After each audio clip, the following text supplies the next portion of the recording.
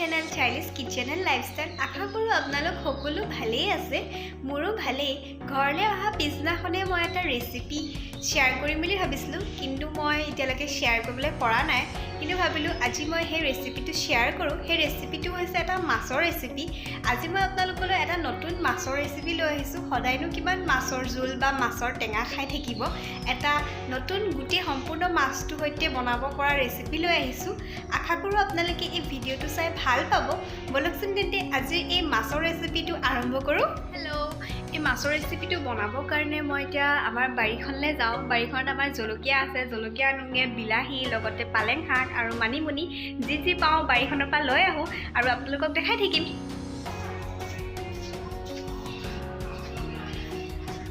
এইজোপা হৈছে আমাৰ কণ বিলাহী গছ। দেখিছতে পূৰা লাগি আছে কণ বিলাহী। তাৰে মই এতিয়া কেইটামান ছিঙি লওঁ।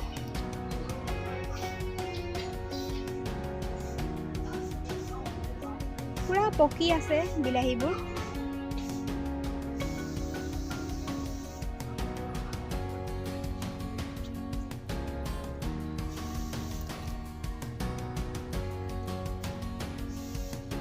বেছি নালাগে, 3-4টামান হ'লেই হৈ যাব।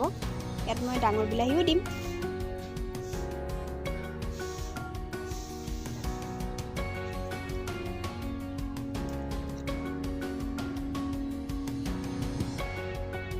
এইকেইটা হ'লেই হৈ যাব। দিম কেইখিলামান মানিমুনি পাত। পাতটো পেটৰ কাৰণে বহুত ভাল, খাব লাগে।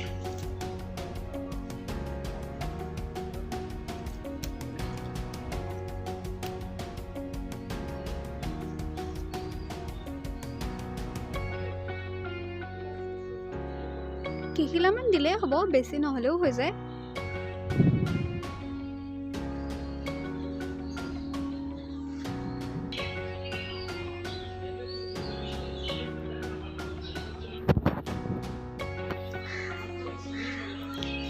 এতিয়া মই আহিছোঁ জলকীয়া ছিঙিবলৈ, কিন্তু জলকীয়াবোৰ পকাই নাই, কেঁচাই হৈ আছে।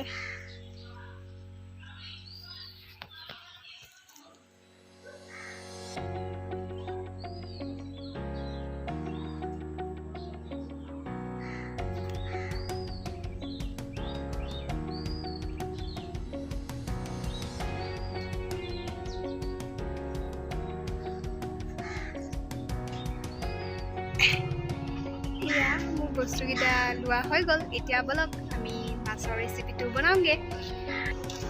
আজি মই এই মাছৰ ৰেচিপিটো বনাবলৈ ধনিয়া, কেইটামান কণ বিলাহী, 2-3টামান জলকীয়াটো আপোনালোকে সোৱাদ অনুসৰি ল'ব পাৰে।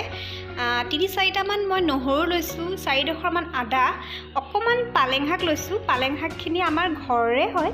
আৰু 2টা বিলাহী লৈছোঁ, বিলাহীকেইটাও আমাৰ ঘৰৰ হয়। আৰু অকণমান পিঁয়াজ কাটি লৈছোঁ। আৰু মই 1 টেবুলস্পুন 1 চামুচৰ জোখৰ জহা চাউল এটা পাতিত অকণমান সময়ৰ কাৰণে তিয়াই ৰাখিছোঁ, যাতে চাউলটো ভালকৈ কোমলি যায় আৰু সোনকালে সিজে। 1 চামুচৰ জোখৰহে চাউল লৈছোঁ। পানীত অলপ সময় তিয়াই থকাৰ বাবে অকণমান বেছি দেখা গৈছে।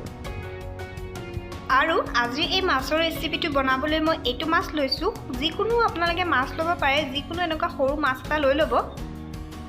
আৰু মাছটো মই ভালদৰে বাকলি চিলি ধুই লোৱাৰ পাছত এতিয়া মাজত অলপ অলপকৈ কাটি দিছোঁ, যাতে ভালদৰে মছলাখিনি সোমাই যায়।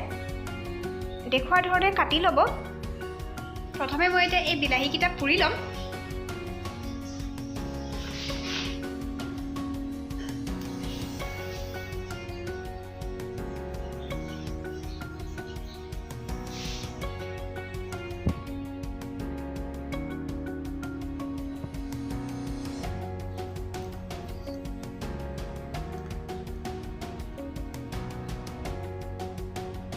আৰু লগতে মই এই কণ বিলাহীকেইটাও অকণমান পুৰি ল'ম। বেছি নুপুৰোঁ, এনেই অকণ গৰম কৰি লোৱা নিচিনা কৰি ল'ম। কণ বিলাহীকেইটা মই অকণমান এই কটাৰী আগটোতে লগাই অকণমান এনেই গৰম কৰি লৈছোঁ। এইখিনি কণ বিলাহীকেইটা বেছি পুৰি নল'লেও হ'ব, অকণমান গৰম কৰি লৈছোঁ খালি। মোৰ বিলাহীকেইটা পূৰা হৈ গ'ল। এতিয়া আহোঁ বাকী মছলাখিনি ৰেডি কৰি লওঁ। বাকী মছলা মই কিনো তাত দিছোঁ সেইখিনিকে ৰেডি কৰিব লৈছোঁ। আপোনালোকে ভিডিঅ'টো সম্পূৰ্ণ চাই থাকিব।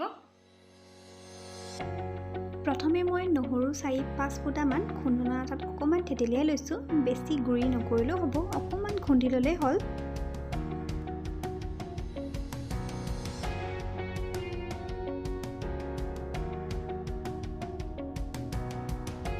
নহৰুখিনি খুন্দাৰ পাছত এতিয়া মই আদাও 4-5 টুকুৰামান ভালদৰে খুন্দি ল'ম দেখুওৱা ধৰণেৰে। মোৰ ফেচবুক আৰু ইনষ্টাগ্ৰামত 2খন পেজ আছে, যদি আপোনালোকৰ ভাল লাগে ফ'ল' কৰিব। তাত মই ৰেচিপি, ফটো আৰু আপডেটছবোৰ দি থাকোঁ। এতিয়া মই 3টা জলকীয়া লৈছোঁ। জলকীয়াকেইটাও মই ভালদৰে খুন্দি ল'ম। আপোনালোকে যদি জ্বলা বেছিকৈ খায় তেতিয়া অলপ বেছিকৈ লৈ ল'ব। এতিয়া মই কাটি থোৱা পিঁয়াজকেইডোখৰো অকণমান থেতেলিয়াই ল'ম দেখুওৱাৰ ধৰণেৰে।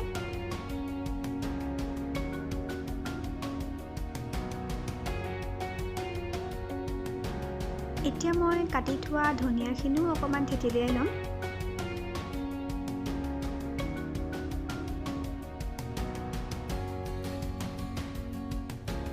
ধনিয়াখিনি হৈ গ'ল। এতিয়া মই মানিমুনি পাতকেইখিলাও অকণমান থেতেলিয়াই লৈছোঁ।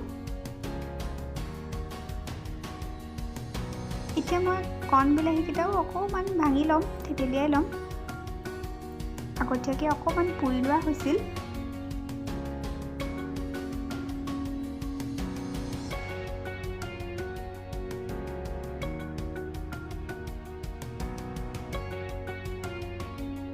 আৰু ডাঙৰ বিলাহী দুটাও মই পুৰি লৈছিলোঁ।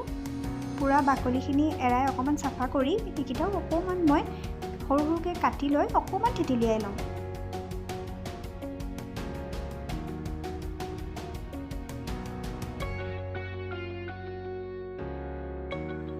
এক চামুচ জহা চাউল মই পানীত তিয়াই ৰাখিছিলোঁ, সেইখিনিও মই এতিয়া ভালদৰে ধুই চাফা কৰি সেইখিনিও মই এতিয়া অকণমান খুন্দনাটোত খুন্দি ল'ম।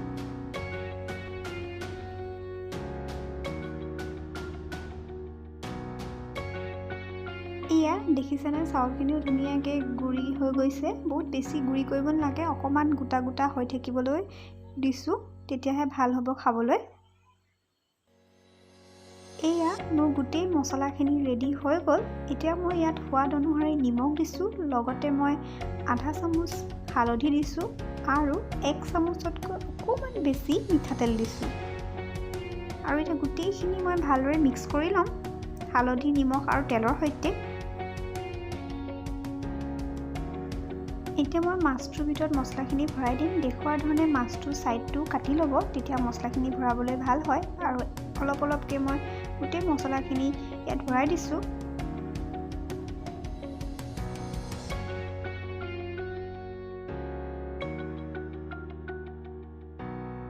এতিয়া মই ওপৰ ছাইডটোত অলপ অলপকৈ য'ত কাটি লৈছিলোঁ তাতো মছলাখিনি ভালদৰে ভৰাই দিছোঁ, যাতে গোটেই মাছটোত ধুনীয়াকৈ মছলাখিনি সোমাই পৰে।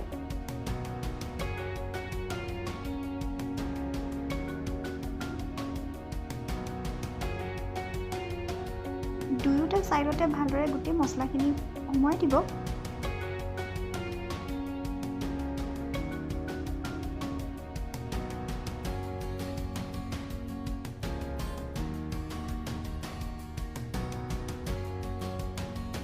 মাছটোত মছলাখিনি সোমোৱা হৈ গ'ল। এতিয়া মই পালেং শাক 2 খিলামান লৈছিলোঁ, 2-3 খিলামান। সেইকেইখিলা মই এতিয়া এখন ফ্ৰাই পেনত ভালদৰে তলত পাৰি দিছোঁ। তাৰ ওপৰত মই এতিয়া মাছটো দি দিম আৰু ওপৰত আকৌ মই পালেং শাক দি ঢাকি দিছোঁ। আপোনালোকে বেলেগ শাকো ল'ব পাৰে, লাই শাকো ল'ব পাৰে, কিন্তু মোৰ ওচৰত এতিয়া পালেং শাকেই আছিলে, সেইটো কাৰণে মই পালেং শাকেই ল'লোঁ। আৰু বাকী থকা মছলাখিনিও মাছটোৰ ওপৰত দি দিছোঁ।